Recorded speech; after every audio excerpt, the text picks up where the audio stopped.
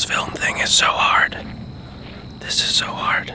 So another night in the park, this time without Natalie. She's helping her sister with a project tonight, but I just wanted to make a video about acknowledging yourself. In the beginning of this year, I started journaling a lot, and at the time I was working at a bank, had a pretty boring desk job, to say the least, and so I figured, I'm gonna get a journal that would help me stay grateful. I'm gonna go this way actually because of the light. So, but I had a journal that you'd start your day with it would prompt you to write 3 things that you're grateful for, then today's affirmation, and then it would have like a section that you could just, throw up, mouth throw up, brain throw up, whatever you want to call it. And so, I was doing that for a little while, doing that pretty religiously every day when I got into the office. But what I had realized was I had started my day with generic gratitudes.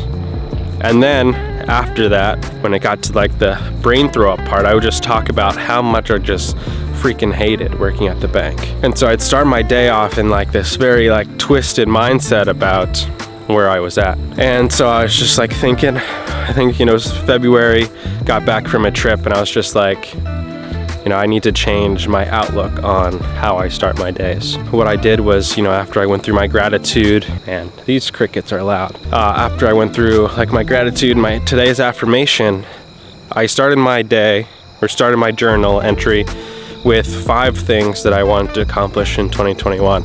So I did that every single day until about April. I realized in April that I couldn't do the things that I was writing down every single day working at the bank. So I started looking on Indeed, all that stuff, ended up getting a job working for a local company as a content creator.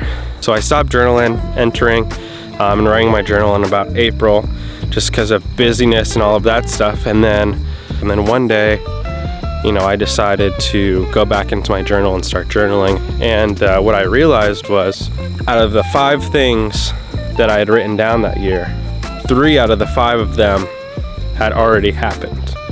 And it just hit me in that moment, like I hadn't taken the opportunity to acknowledge achievement or, the fact that those things had happened. And it was at that moment that I was just like, I need to be more thankful. And I would write what I was grateful for every day, but how am I really grateful if I haven't even acknowledged, some of these like big things that I've been able to achieve.